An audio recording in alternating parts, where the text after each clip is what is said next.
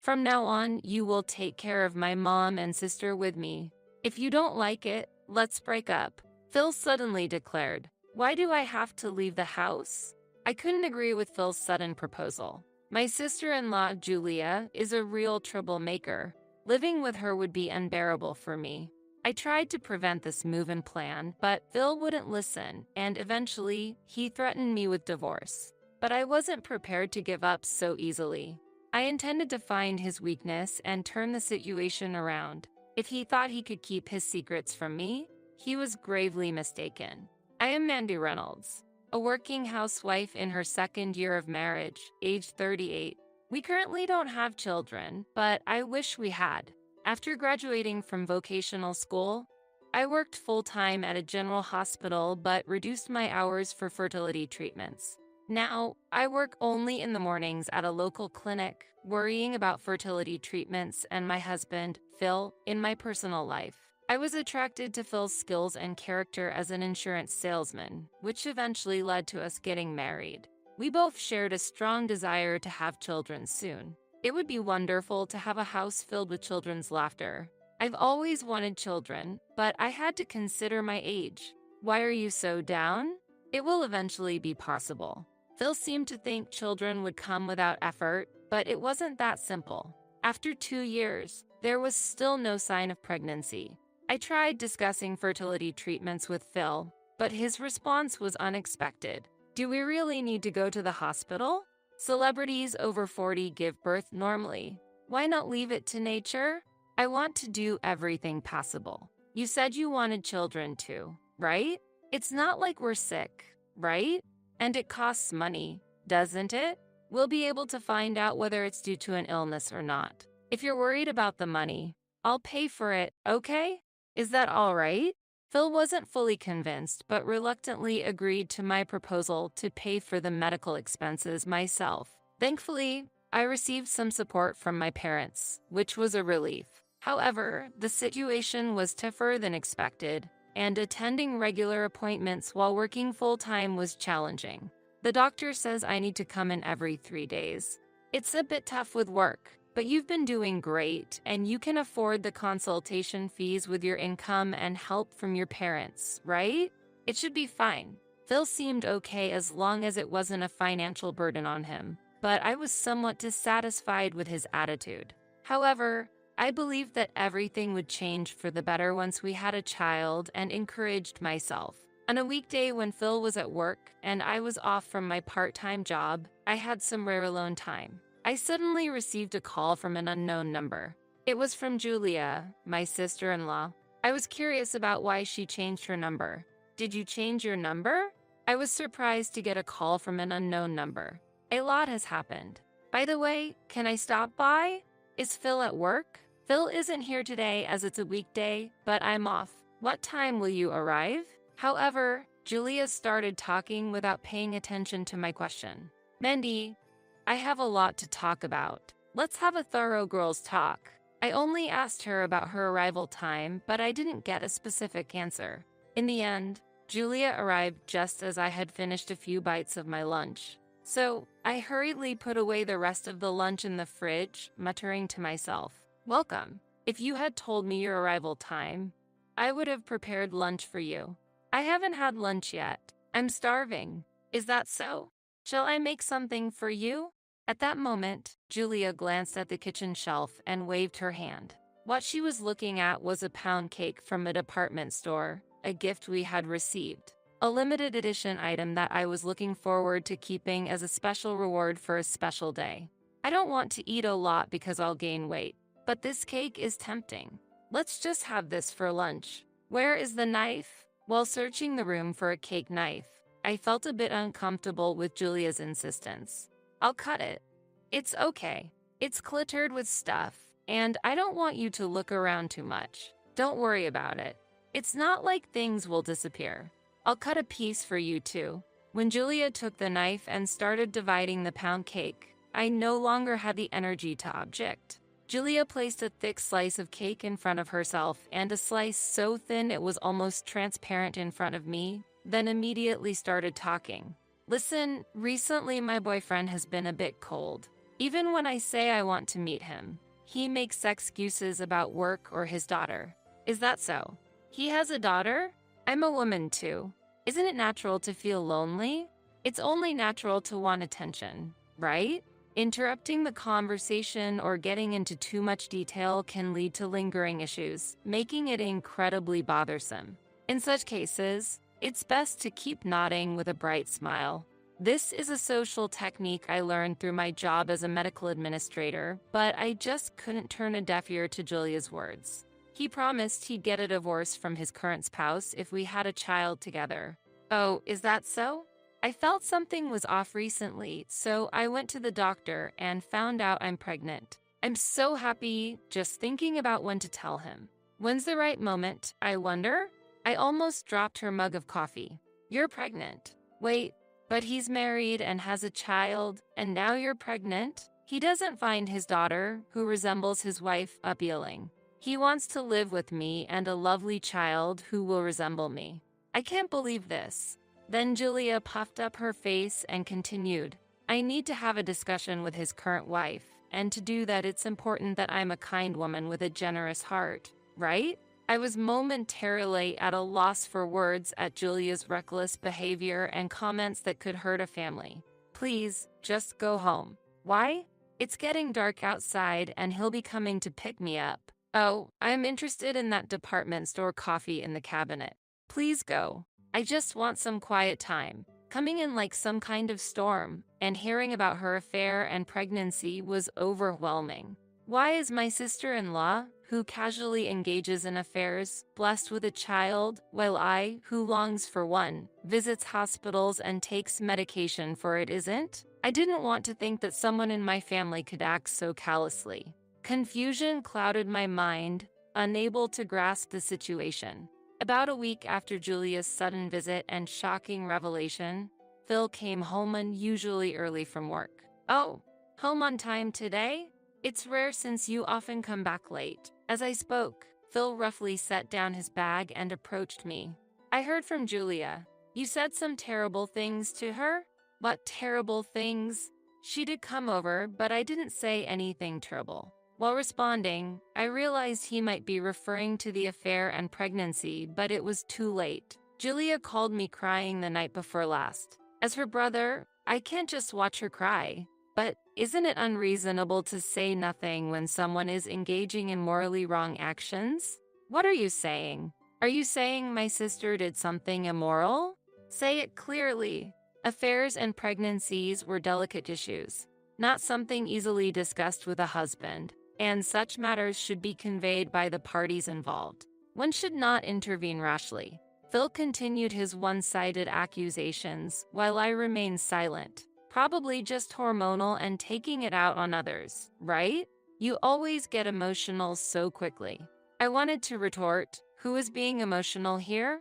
But in this situation, Phil wouldn't listen to anything. Caught up in playing the heroic role of protecting his troubled sister, I feel sorry for Julia. Make sure you apologize to her. I couldn't fathom why I should apologize.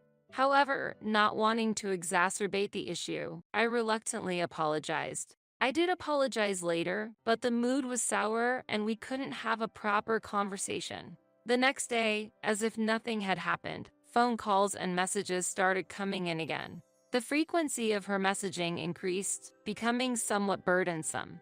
It was difficult to reply during work, but ignoring her would result in complaints to Phil, adding to the hassle. Reluctantly, I responded briefly and engaged in the conversation, but I wanted to avoid her bragging about affairs regardless of the time of day or night. Despite trying to discuss Julia's matters with Phil several times, it was to no avail. You are essentially a housewife now, so you should be able to handle conversations with Julia. Or are you maybe jealous that she got pregnant first? Not at all. I'm busy too. Receiving messages that require immediate responses at night leads to sleep deprivation. Sleep deprivation? Julia is happy she can talk to you. She didn't expect to find someone so easy to talk to. Just listen to her for a bit. It seemed impossible to get Phil to understand. Despite my worries, the continuous messages from Julia remained a nuisance. However, I would later realize how naive I was to express my frustrations through phone calls and emails. About 2 months after I brought up Julia's matters to Phil, as the seasons changed and I considered switching to autumn clothes, the doorbell rang. Had I ordered something? As I headed to the entrance, an unexpected sight greeted me.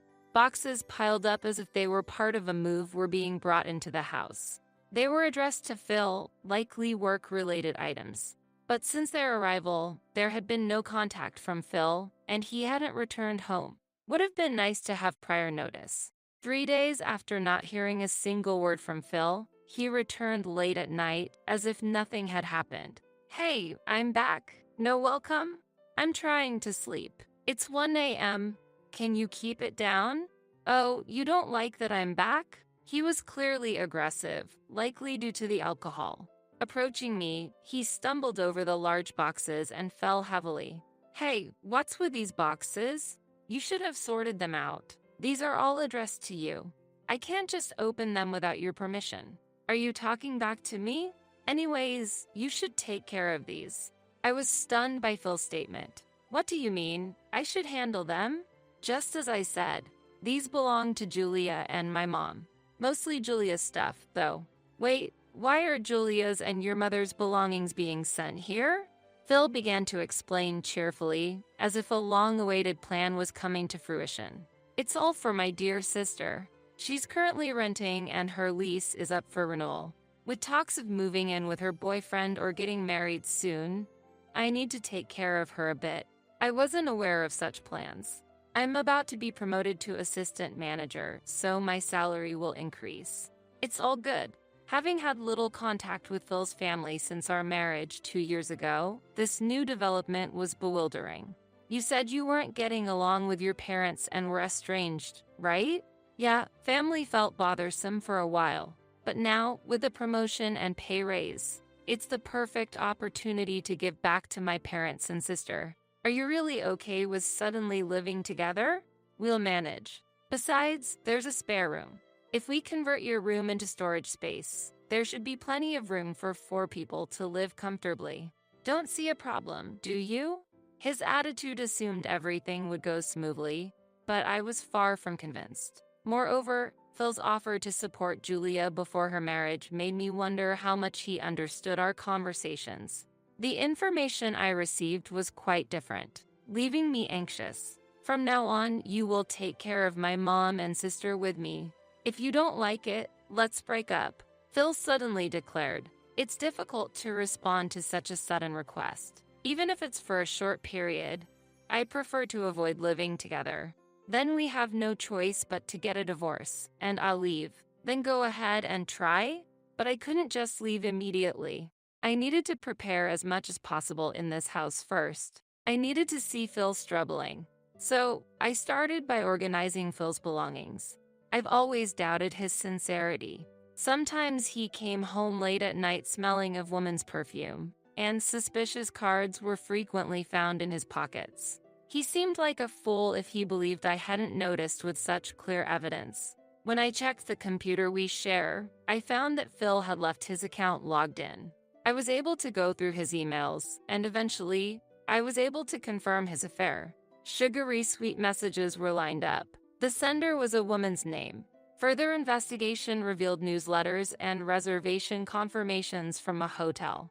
It appeared he had visited every Wednesday and Friday. He always said he would be late due to drinking parties with juniors on Wednesdays and with bosses or clients on Fridays. But now I knew the real reason behind it. I knew the name of the hotel, so if I followed him, I thought I would be able to get photographic evidence. However, I was an amateur and wanted to avoid getting caught. I had to devise a plan to obtain solid evidence through surveillance. Julia planned to visit in 4 days, but by then, I was determined to investigate Phil's infidelity and monitor Julia's behavior. Phil misunderstood Julia as the unfortunate heroine, but that was all just a misunderstanding. She was just a cheater, scheming to stay until she could secure getting married. So, I had to prepare for any future events by gathering as much advantageous information as possible. With these thoughts, I continued to gather information on social media. I clicked on a profile that was likely Julia's in the connections with friends section. The photos were heavily edited, changing the shape of her face and the size of her eyes, but it was undoubtedly Julia. After examining the photos and posts uploaded on Julia's page, I came across something I didn't want to be true.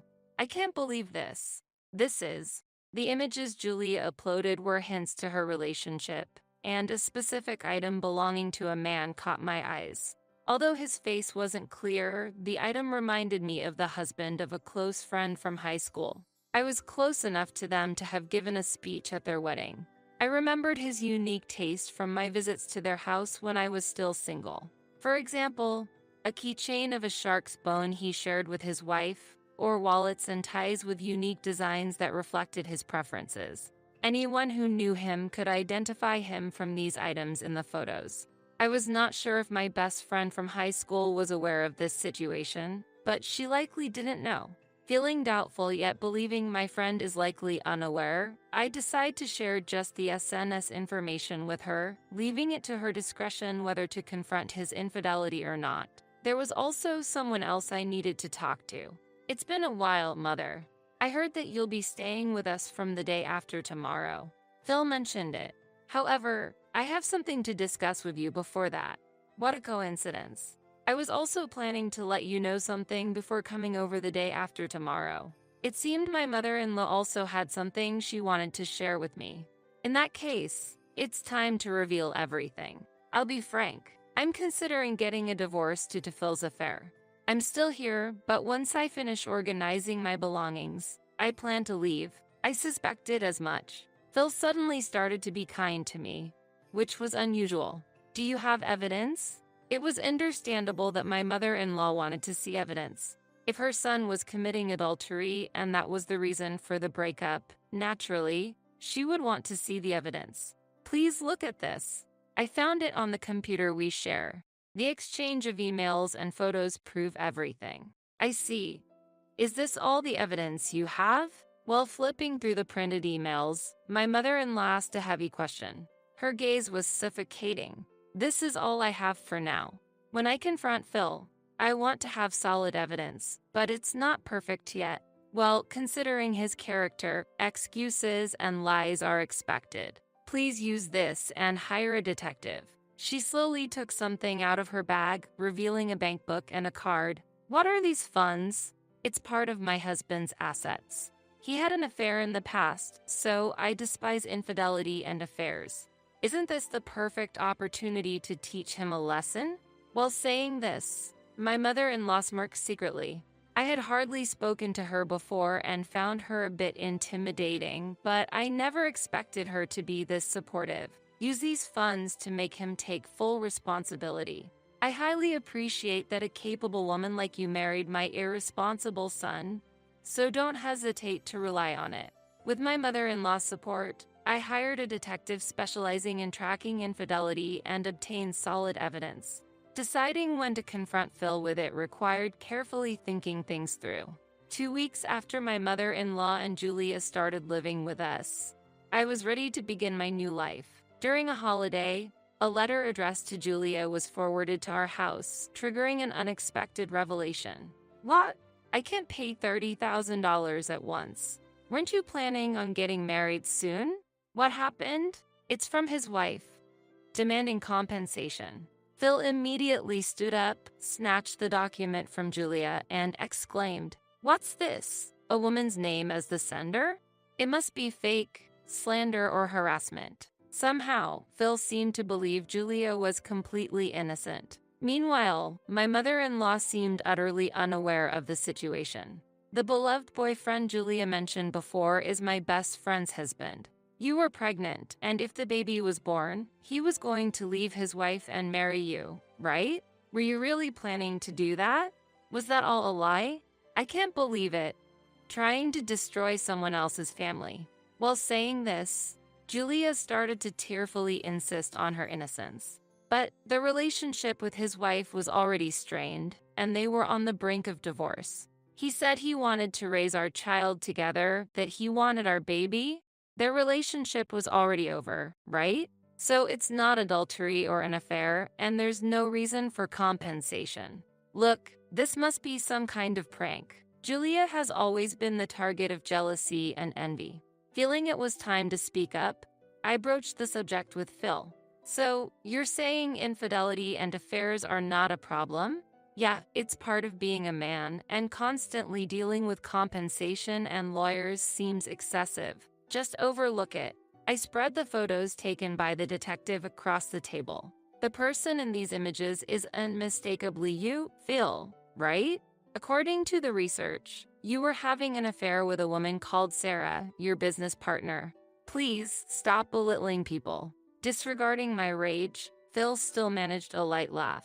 I've said it before, but this is a man's pride. If you can't understand this, social life will be difficult. That's enough.